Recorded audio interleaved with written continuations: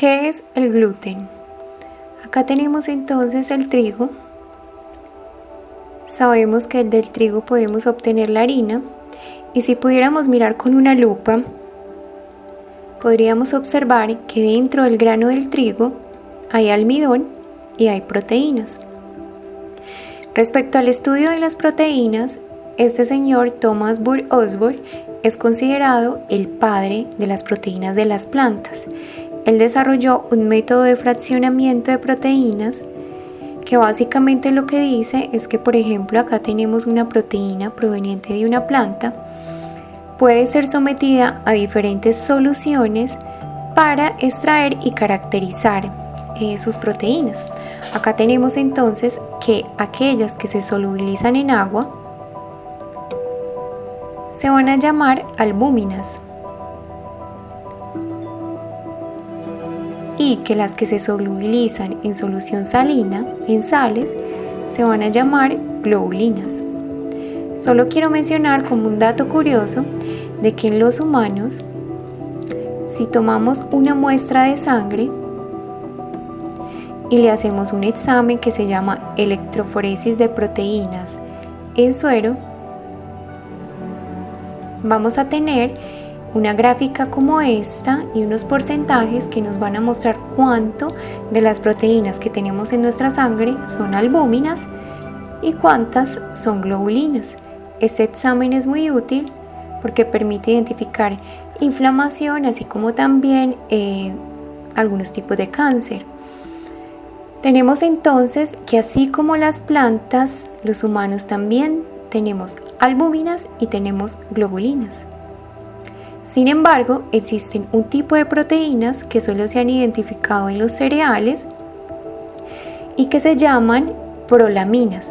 Estas prolaminas son solubles en algunas soluciones etanólicas acuosas.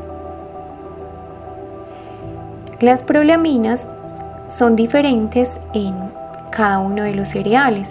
Entonces tenemos que, por ejemplo, en la avena se llaman gliadinas y comparten características químicas con las del trigo, por eso en el trigo también tienen este nombre.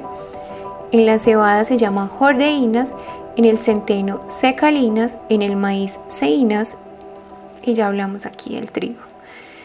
Bueno, existen un cuarto grupo de proteínas que se llaman proteínas insolubles, que se llaman glutelinas.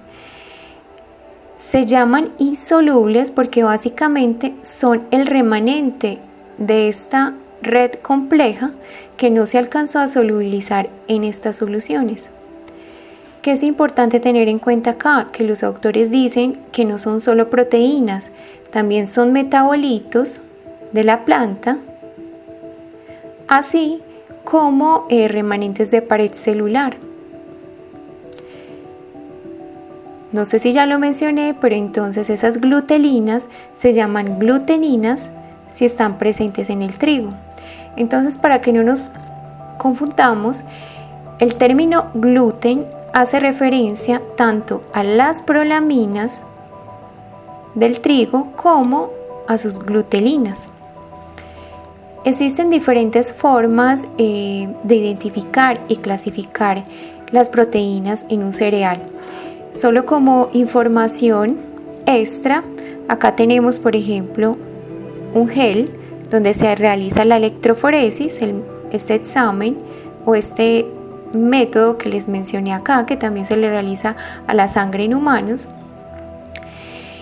donde podemos identificar algunas proteínas. Esto es básicamente, imagínense como si fuera una gelatina, esto es un gel, y si yo tengo una proteína que extraje de un cereal, o en caso de humanos también, puedo llevarla a estos pozos y posteriormente, desarrollando el método, voy a tener entonces como una especie de bandas pintadas en ese gel. De esta manera yo puedo clasificar cuáles son de alto y bajo peso molecular. Acá tendríamos un ejemplo, las que son de High Molecular Weight y acá las que son de bajo peso molecular. Entonces, ¿por qué es importante conocer el peso molecular de una proteína? Porque para que en el intestino puedan ser absorbidas las proteínas, deben de estar como aminoácidos, como dipéptidos y como tripéptidos. Acá tenemos, por ejemplo, una proteína compleja. Para que pase a ser aminoácidos, dipéptidos y tripéptidos requiere de las enzimas. Mientras más compleja, mientras mayor peso molecular tenga esa proteína, entonces se va a requerir un mayor efecto catalítico. Acá tenemos entonces que esta glutelina está conformada por alto y bajo peso molecular.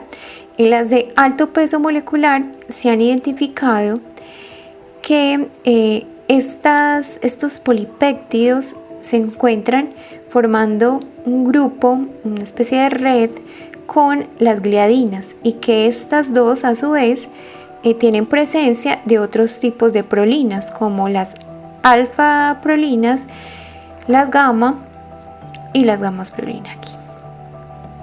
También que a su vez se encuentra formando grupos con las proteínas de bajo peso molecular como las tipo B. También se han identificado en las de bajo peso molecular las de tipo C y las de tipo D. Y se ha logrado identificar que básicamente estos polipéptidos comparten características químicas con las prolinas, pero con algunas diferencias en los residuos de cisteína. ¿Por qué es importante los residuos de cisteína en una proteína? Porque básicamente son los que contribuyen a la formación de puentes disulfuro y con esto al plegamiento de la proteína. Imaginemos que aquí tenemos una proteína desnaturalizada y tenemos una especie de ganchitos que son los puentes disulfuro. Podemos ver que estos puentes o ganchos hacen que la proteína pase de ese estado a este estado más complejo.